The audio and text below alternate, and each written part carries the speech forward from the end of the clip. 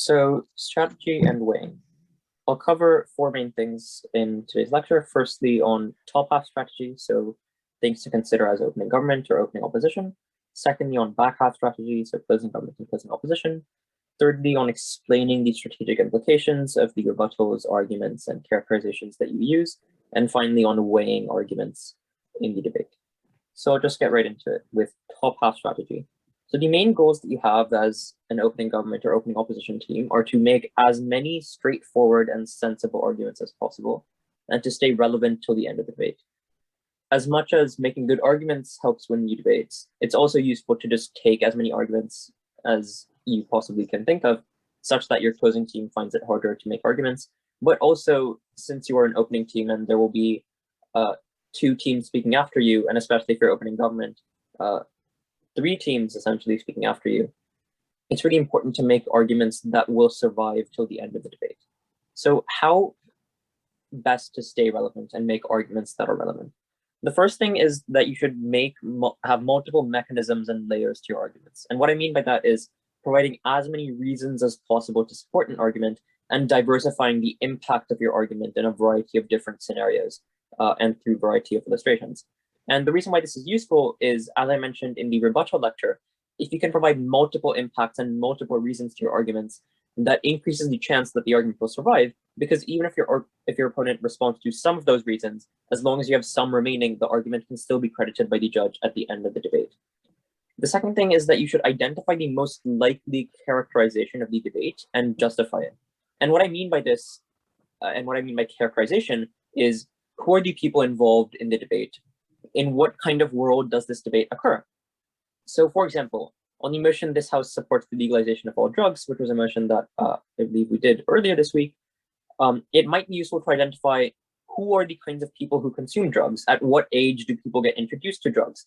How do people access drugs? Is it through their friends? Is it through drug dealers? Is it through drug cartels?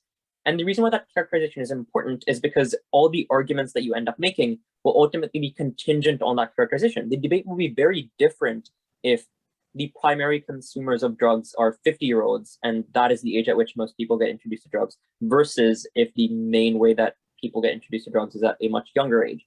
And so identifying that characterization and identifying what does this debate really look like and who are the people involved and how do they behave is really important part of making sure that your arguments are relevant. Because if you make arguments that rely on a false characterization or a characterization that is not justified properly or that really just isn't true in terms of the empirical reality, then what might end up happening is that a team that speaks after you recharacterizes the debate and says, no, it's not 50-year-olds that largely consume drugs, it's far younger demographics, and therefore we're going to make these new arguments that are far more relevant to that characterization and reality as a whole. And so making sure that you identify in prep time and throughout your speech as the most likely characterization and justify and explain what are the kinds of people that consume drugs or whatever it is that the debate is about, and what are the ways in which these things happen is going to make sure that your arguments stay relevant.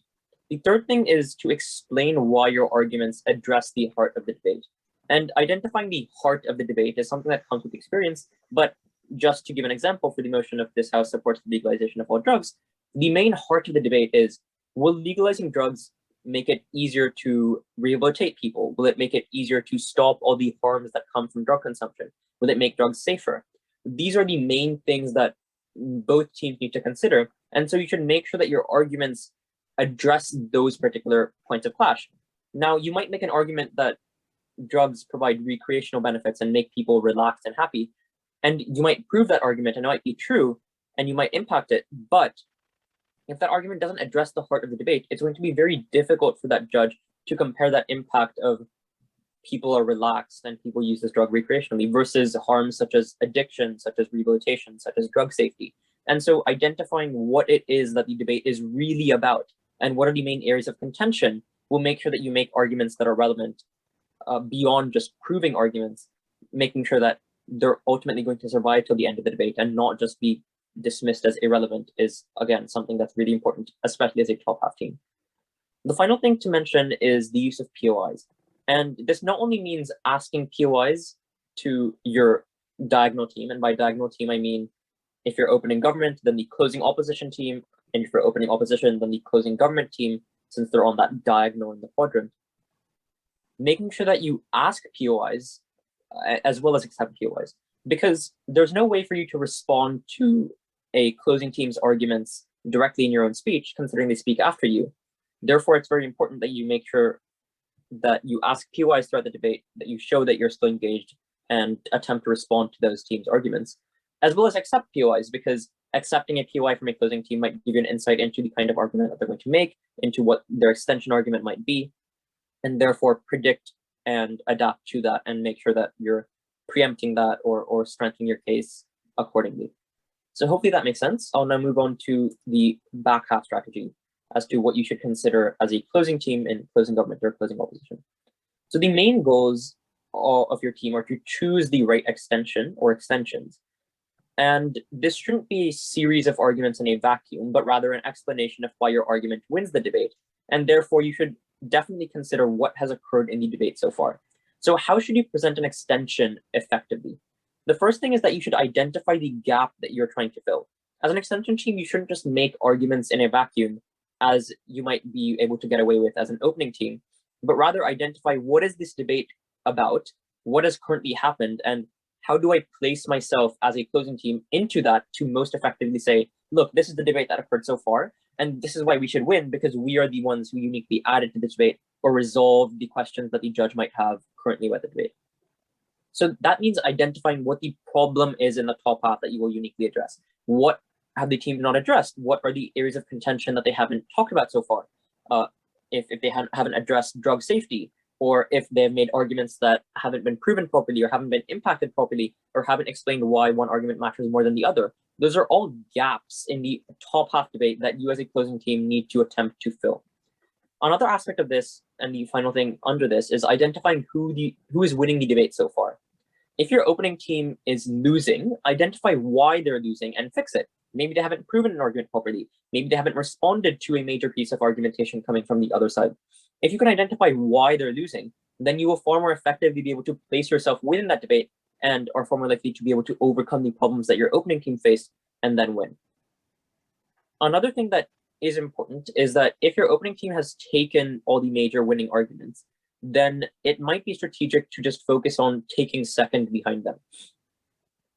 Sometimes in British parliamentary debates are skewed. Sometimes the opening team will be able to take all the arguments and the debate is kind of shallow, so it's very difficult to come up with new arguments. And in those instances, it's important to recognize that it might be strategic to just aim for second.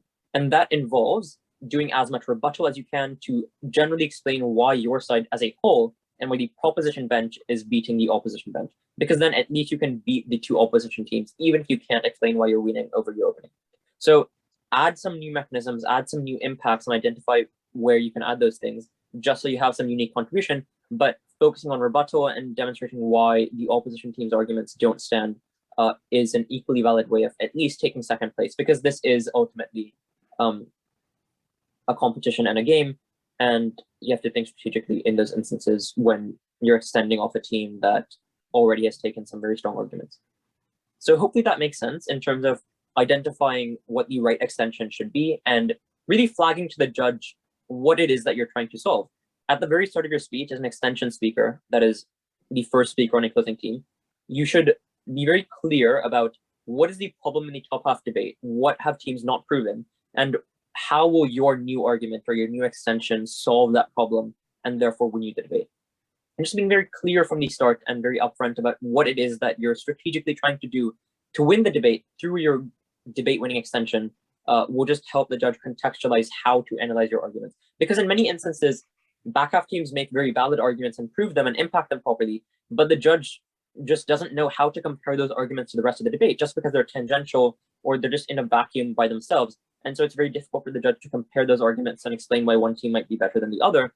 And if you can just make it very clear for the judge how it is that you're trying to win the debate, how it is that your argument is going to essentially win you the debate, then that's going to be very effective and will make it easier for the judge to credit your extension. Hopefully that makes sense. I'll now move on to explaining strategic implications. The main thing to consider under this is why is it that you are presenting a particular argument, rebuttal, or characterization? it's all well and good to prove an argument or give an effective piece of rebuttal or characterize the debate in a certain way. But unless you explain to the judge exactly why you are doing that and explain to the judge what the impact of that argument is on the other teams, then it's very much possible that either the other team misconstrues your argument's intent and therefore can respond to it more easily, or the judge just has a very different conception of the debate and just has a very different idea of what is happening and why it is that you're presenting that argument, and therefore might misinterpret the effect of that argument or the intended purpose of that argument. And so if you can make it very clear to the judge why it is that you are characterizing the debate in a certain way, or why it is that you are responding to a particular argument, by just saying the implication of this argument means that opposition's point on this particular issue is false. So as an example, in the debate, this house supports the legalization of all drugs. An argument made by the opposition was that drugs are addictive, and therefore it isn't a legitimate choice to take drugs because of the fact that you lose all sense of self-control and there's no way for you to stop in the future. So even if we restrict your choice in not being able to take drugs currently by banning them, it's overall better because it's a very dangerous choice to allow people when the addiction caused by drugs means that people are unable to opt out and choose not to take drugs in the future. And you could just stop there, and that's a well-proven argument and it's a well-proven principle. But what would be even more effective would be then to say, the strategic implication of this argument is that proposition's point on how we should legalize drugs because it gives people more autonomy and more choice doesn't stand, because in this instance, the overall choice that people have is reduced when they become addicted to drugs and when they lose the self-control to be able to opt out of taking these drugs at all. And so making sure that you point out where it is that your arguments directly clash with the other team and what the strategic implication of that argument is on the arguments and the interactions between the different teams will be really useful. The second thing is that if you characterize and if you use these strategic implications effectively, you can actually destroy your opposition's arguments before they even make them. And to give a personal example, in a recent competition in the finals, the motion was this house would require couples to share paid parental leave equally. So both the husband and the wife, if they have a child, would take 50% and 50% maternity and paternity leave when they're offered paid leave.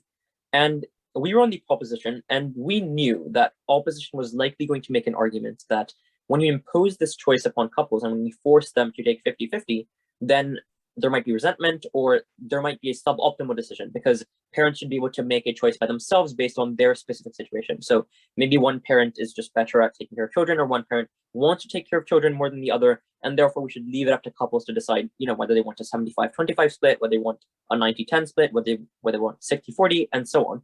And so imposing this 50-50 choice might just lead to a suboptimal decision.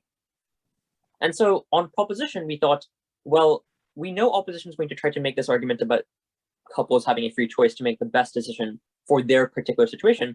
So we should explain why it is that couples are incapable and wider society is incapable of making this decision logically.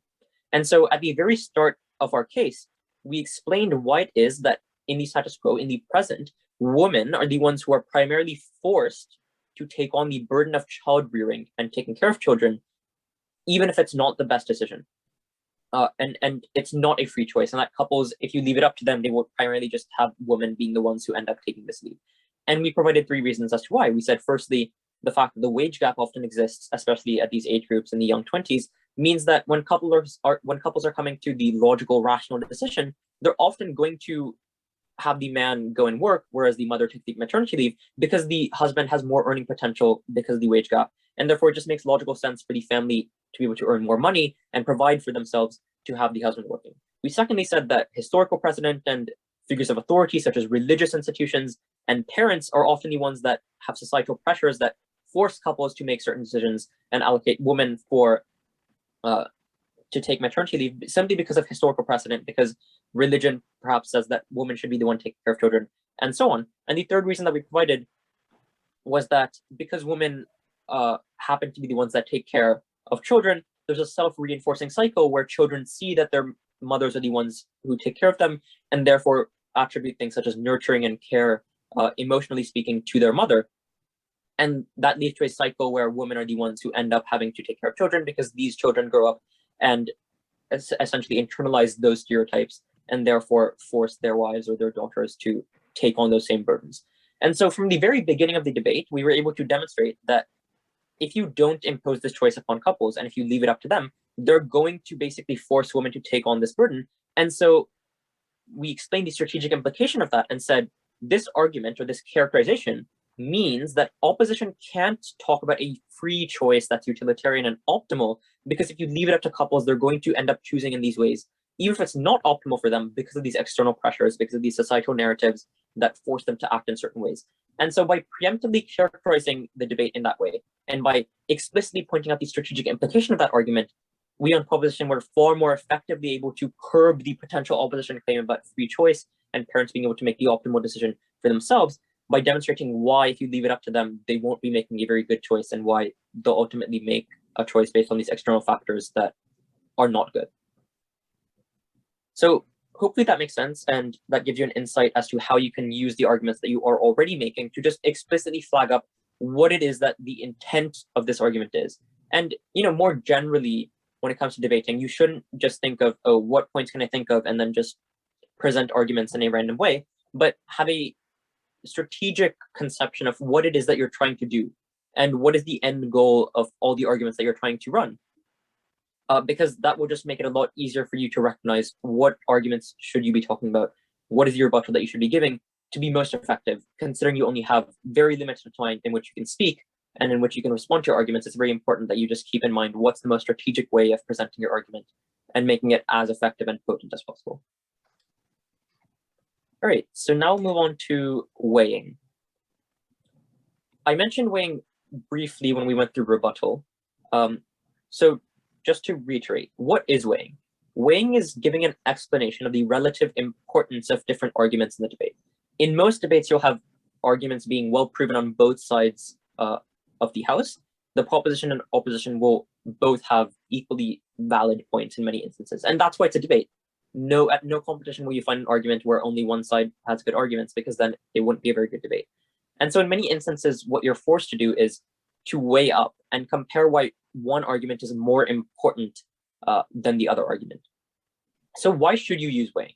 The first thing is that it's another tool in the toolbox of responding to arguments. Even if you can't directly disprove an argument, you can still weigh up its impacts and argue that even if the argument is true, it's not as important as other arguments.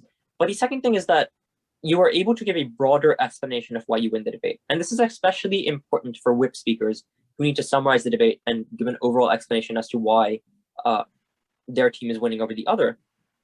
And so if you can identify the broad goal of your team and the broad goal of the other team and explain why your goal is more important than the other, then you'll be able to give a holistic explanation of why your team wins. And to give a real-world example, just so this is clear in your mind, for the motion, this House supports the legalization of all drugs.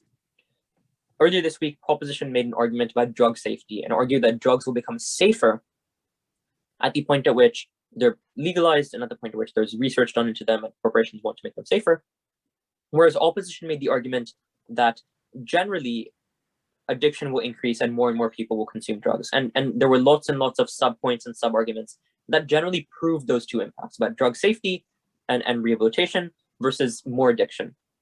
And so if you wanted to weigh up those two arguments, let's say you're on the proposition, you might argue, look, drugs are consumed on both sides, whether they're legal or not. And perhaps we can accept that slightly more people will consume them once they are made legal. But the crucial thing on proposition is that we're able to mitigate the worst harms of drugs. We're able to make sure that people don't overdose. We're able to make sure that people don't die or people don't become addicted due to the potency of drugs. People don't consume drugs that are contaminated. And therefore, we save more lives, even if more people end up consuming drugs to start with. So you're able to accept the opposition claim that more people get addicted when drugs get legalized, but you're able to weigh that up more broadly and explain why your team wins, because even though more people consume drugs, at the point at which you get more rehabilitation, at the point at which you get more drug safety, even if more people consume those drugs, you're able to protect them as a whole and make sure that the impact of the drugs are lessened generally. So that's a way that you can overall explain why the two sides more holistically can be compared in a way that proves that why your side wins. So finally, I just want to go through some common weighing metrics. These are just ways in which you can explain why one argument is more important than the other. So the first is the number of individuals affected by an argument. you can argue why the impact of one argument affects a lot more people than the other, and therefore why it should be credited more. And that's quite intuitive. If you can demonstrate why an argument affects more people, then presumably the impact is far greater, and the overall utility of that argument is far greater than an argument that affects fewer people. The second thing is the intensity of impact. So even if perhaps your argument affects fewer people, if you can demonstrate that the intensity of the impact on them is much, much greater, and the harm to them or the benefit to them is very, very great compared to another group of people, then perhaps that might be credited more. So, for example, if you can demonstrate that, let's say, in a debate about legalizing drugs, that the few people who do consume drugs that are abandoned and who overdose, and the intensity of the impact on them, that is losing their lives or overdosing, is so great, and we're able to prevent that through drug safety, that's worth it, even if you get a more broad impact about more people consuming drugs, because even if that impact exists and it affects more people, the actual intensity of that impact in terms of people consuming drugs isn't as great as the massive benefit you're able to get for those few people who would have overdosed because of the potency of drugs or because of the contamination. The third thing is the importance of stakeholders. So regardless of the utility or the effect of the impact, you might argue why one person or one group of people is more important than the other. So as we mentioned earlier this week, if you're able to argue that helping the poor and the vulnerable is a far more important goal than helping the rich, even if the other team argues that the benefit to the rich is massive, if you're able to argue that at least you're able to help the poor to some extent, and those are the most vulnerable groups of people who would have the greatest harm inflicted upon them if we didn't help them, you can argue why they should be catered to and they should be helped more than the wealthy. The fourth thing to consider is marginal utility. And this is essentially the idea that if you give $100 to someone who is a billionaire, that will mean a lot less to them compared to if you give that same $100 to someone who is poor. And that's because you compare the additional benefit that you get in life in general to the things that you already have. And so you might argue that even if two sides get the same impact, if you are helping someone who is in a worse position, then you're going to get significantly greater marginal utility or subjective good for that person, because it means a lot more to them that you're giving them that help, considering they're starting off from a place that is far lower down. So as an example, I debated once in a motion about whether skilled workers in developing countries should stay in those developing countries, or whether they should move to developed countries such as the United Kingdom or the United States. And in that debate, I argued that they should stay in developing countries because there's a problem of diminishing marginal utility if they go to developed countries, insofar as the quality of life there is already very good, and there's already lots of infrastructure built. And so the benefit that these workers can provide when they move to those developed countries is fairly limited, insofar as these people living in those countries already have a reasonably high standard of living. And so the same services that they can provide by building a road or by providing medical services in a developing country would be far greater, considering there aren't very many hospitals in those countries and there aren't very many good roads. And so if you can provide that same benefit in a place where it's more needed, then you'll get greater marginal utility compared to the diminishing marginal utility that you get in a place where there's already lots of infrastructure and so on. The final thing, and obviously this list isn't exhaustive, these are just common weighing metrics, but the final thing that I'll discuss here is the probability of an event occurring. So even if your impact is less impactful in terms of the effect that it has, if you can demonstrate that it's far more likely to occur than the impact that the other team is arguing for, then you might be able to explain why your argument should be credited more. So as an example, you might have a motion that this House believes that the United States should invade in Pakistan or Afghanistan to attack ISIS and to take out ISIS. And on proposition, you might argue and explain why this will lead to a high chance that you'll be able to stop these terrorist organizations. Whereas on opposition, you might argue that there's a possibility that by invading, you might provoke a reaction and lead to a war. Let's say Afghanistan or Pakistan might get upset, and this will lead to a war between the United States and those countries. And if you wanted to weigh those two impacts on proposition, you might argue that, look, it's obviously true that if this leads to a war, that will lead to far greater impacts, but war is very unlikely because of the fact that, let's say, these nations are on good terms, they have a good relationship with each other, or the fact that Pakistan and Afghanistan know that the United States is far more powerful than them, therefore they're unlikely to initiate a war that they know they can't win. So if you can give those reasonings to explain why it is that one of those impacts is far less likely and mitigate the likelihood that that impact will occur, then you can demonstrate why that benefit that you're arguing for your side is more important, because it's far more certain and far more likely to occur compared to a benefit that's far more speculative and less likely. So hopefully all that makes sense. This is an overview of how you can use strategy to more effectively make your arguments powerful and demonstrate why they're important in debate, as well as weigh arguments using the variety of metrics discussed here.